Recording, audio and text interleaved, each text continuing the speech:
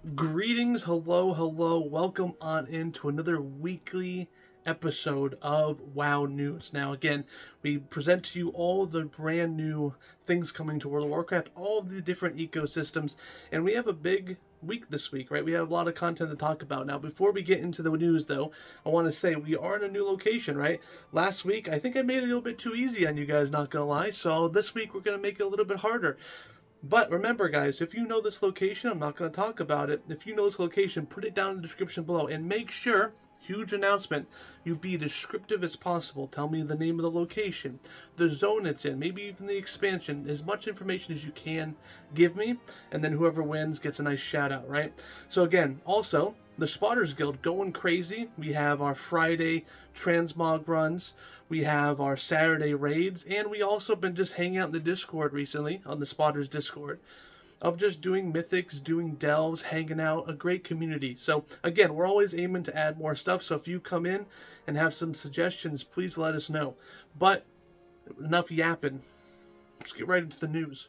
Alright guys, the first piece of news I want to talk about, again, is my weekly yap about the renown system inside the new raid. Again, quick overview, renown system in raid, you can only get access to if you killed the raid bosses and the lieutenants inside the raid. And of course there's a catch-up mechanic. Now why am I talking about it? We are now on rank 9. Now technically, when this video comes live, rank 10 will be available. But rank 9 is going to be this past week, but I can't predict the future, guys, right? Obviously, I could look ahead, but what's the fun in that? So this week, nothing crazy. There's no utility, no speed boost, no damage upgrades. But this, the previous week, rank 9, you'll have access to battle pets of the Carnage bosses, right? You'll pets, right? Again, nothing too crazy, but again, just like last week, we got some cosmetic, we got that new mount. Well, now this week, we get access to these little battle pets. And again, they're just based off of the Carnage mounts, the Carnage bosses, and you'll fun to see again, a very fun pet, and definitely enjoy them. Again, nothing too crazy, but I do want to mention that because some weeks do have crazy updates, right? Damage upgrades, healing upgrades, right? Those are super important for the raid, because remember, we are 8 out of 8 normal. We're eventually getting to heroic. Every percentage of damage helps. So again, there are catch-up mechanics, so definitely do looking for raid, join our normal raids. Again, just do all the content you can to keep up. So right now you should be technically, if you join before the weekly reset, it is rank 9, but again, rank 10 is now available, and we'll talk about that next week. Alright guys, now this is actually a big announcement. Now we've had a deep dive of the housing system coming inside of Midnight before. Now they did hint at future updates, and we've now gotten our official second big update for the housing. Right now, this one talks about how you can acquire some of the furniture. Now, there's a lot of information here, but I'll keep it short. Definitely check out the deeper dive videos, right?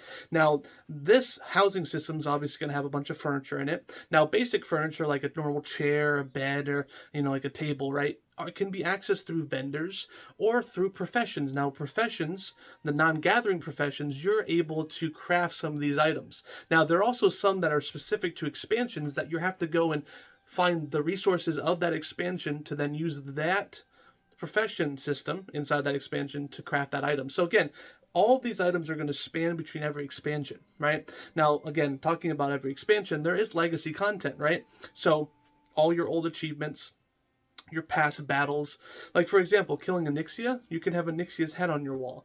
Now, obviously, if you didn't kill a Nyxia, you can't have access to that item. So some of it will be locked between achievements and just legacy stuff. So I do suggest now, since we have some time before midnight, right? We're only 11.1.5.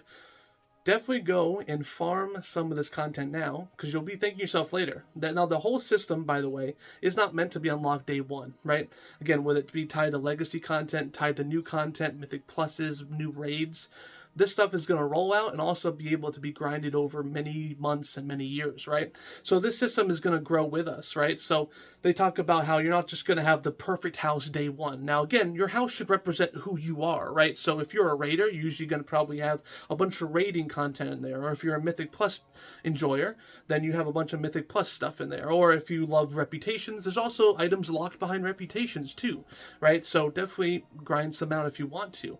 But again, if you like outdoor activities, your house will look like an outdoor activity, hotspot, right? Or maybe each room has its own theme, whatever you want to do. Or if you're a completionist, you'll have everything, right? Also, one last thing about housing, it's going to be account wide. Now, obviously, that means that, for example, if you killed a Nixia, right, congrats, right, you're an OG, you now have a Nixia's head. Now, you can't place a Nixia's head 7 times. Now, again, we can farm a Nixia, but in war, there's only one Nixia, right? So, obviously, you only should have one Nixia head. Now, that's per account. So, that means that there's only one character that can have a Nixia's head in that house. So, it looks like Blizzard's trying to consolidate everything to one character, one major house. Obviously, tables and miscellaneous stuff that makes up any house will probably be, obviously, you can have multiple of that. So definitely check that out. Now, we're all probably going to get another update for a deeper dive to housing. We'll probably get multiple deep dives.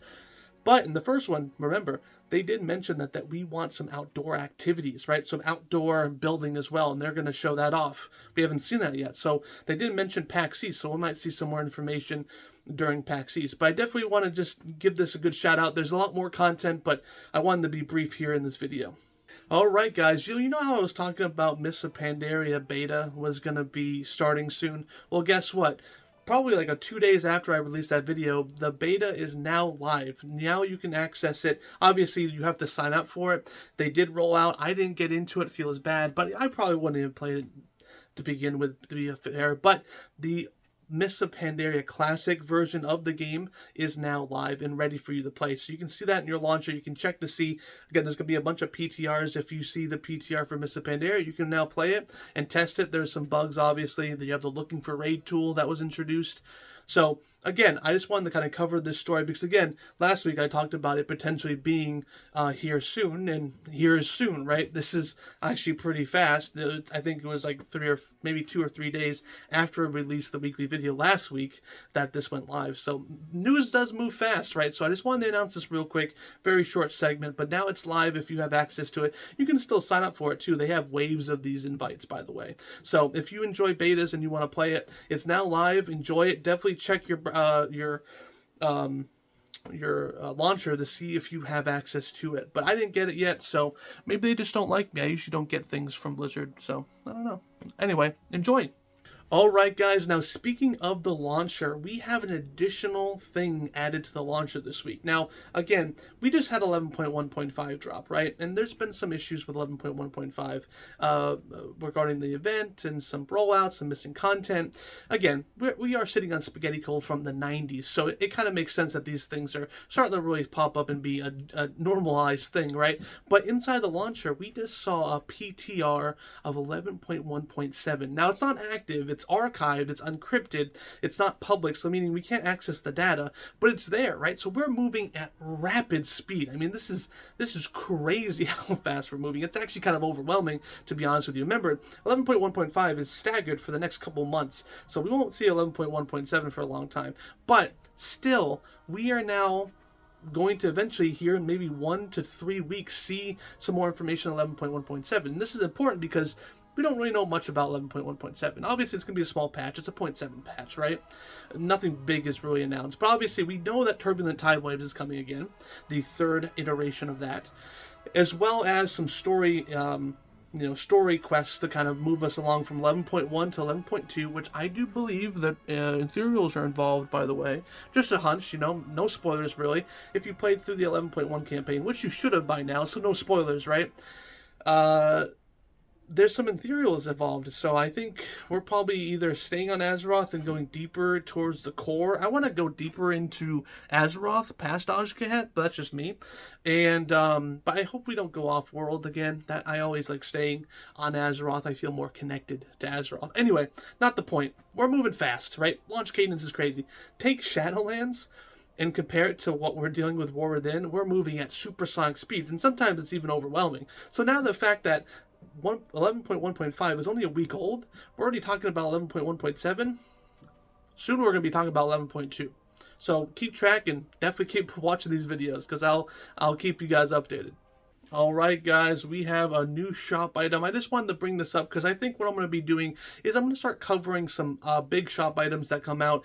So we have this Raven pack for transmog and some mounts for around $35 USD, of course. Now, I want to cover this too because these are some packs. Again, they every once in a while open up these packs, and the Ravens, they do look cool. They're very, usually the new content they make you pay for is going to be high quality, and these Ravens look amazing. Now, this does come at kind of bad timing. Usually Blizzard likes to release some of this stuff during some controversial stuff. For example, 11.1.5 just got released, and there's been a lot of issues with the content.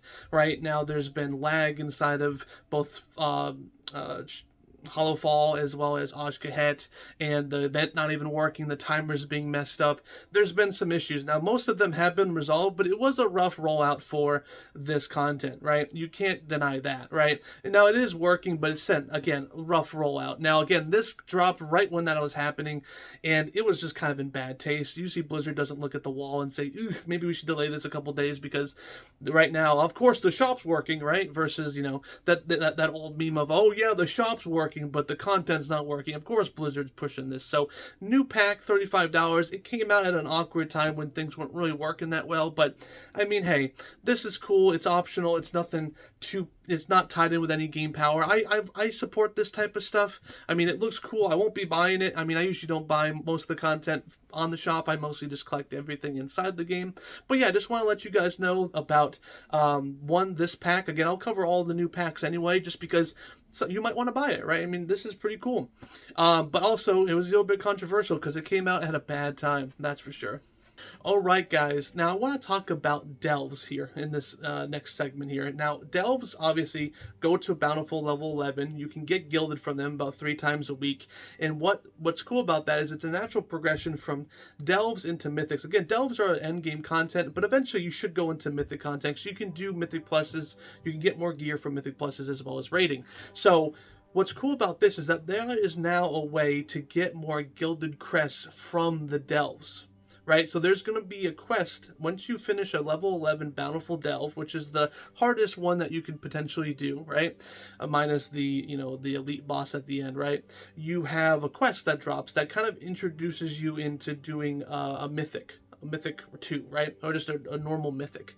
And then once you complete that, you can get some gilded. Now, this is good for 2 reasons. One, more gilded, right? So obviously if people are scrounging for gilded crests, do this quest, but you already do 11 Bountiful, so might as well do this quest real quick, and it'll give you some extra crests just to put you over the top. And 2, it's a good introduction, because remember, people are doing a level Bountiful Delves and then kind of stopping, and obviously Blizzard wants the people to get more into all of their systems. They want delves, they want mythics and raids, so obviously this quest will then kind of leapfrog them into doing mythics, right? Maybe they've never done a mythic. They're like, oh, I have a quest, let me go do a mythic real quick. Oh, that was kind of fun, let me do a 3, let me do a 4, and then boom, now we have some more goblins in the game. So they're introducing this quest. It's a good one. Definitely do it. Even if you just need the crest, do it for the crest too.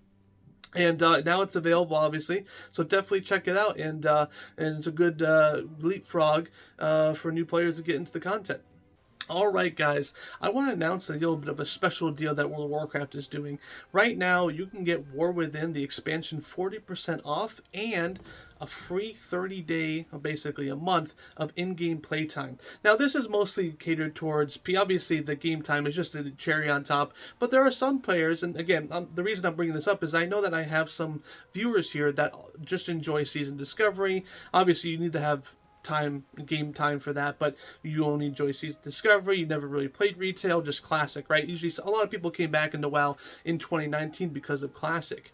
Now, if you want to dive into War Within, it's now 40% off, so if the price was kind of iffy, if you didn't really know it, 40% off now, it's going to be a little bit cheaper for you. Again, check it out too if you want to dive into War Within and retail, definitely check it out. Again, I wanted to bring this to attention because I know some of my viewers don't play War Within and don't even have the game downloaded and even bought. So definitely check it out. This deal is going to be around probably for the next couple of weeks. So if you want to play War Within now, it's a little bit cheaper, and hey, another 30 days of game time for free, I guess just on top of the price that you pay for the game.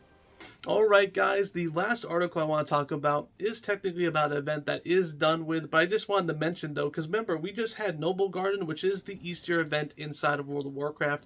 Now, again, the main thing is to basically kill the boss every day to get the mount, as well as collect some chocolate for transmog. And again, this year we saw 5 new transmogs. Again, I know the event's done with, but eventually next year, if you want to farm some stuff, just want to talk about now to keep it kind of reserved in your subconscious here. And you get 5 new items, 500 chocolates, 100 chocolates each, and you collect the chocolates. Again, you can also farm it now inside of Dorogal. Again, not available right now, but again, for next year, you'll be able to farm it probably in the new zone too, inside of Midnight. But I just wanted to bring it to your attention because, again, do these events because achievements, transmog, again, another way to get some transmog gear as well. So hopefully you enjoyed Noble Garden. I loved it. I'm glad they're, again, also more of a topic about just talking about them updating the events every year, giving some, obviously we have some catch up to do on some events, like most people do, but having new things for players that 100% an event is a nice thing too, just for them to casually do that during the week. So definitely wanted to mention that for you guys. All right, guys, that is all the news. It was kind of a busy week. There was a lot to talk about. Definitely not, I think it was around 9 articles to talk about. So it was a busy week. This is one of those busier weeks. So a little bit of a longer video. But again, guess the location of where I was. This is actually a different angle.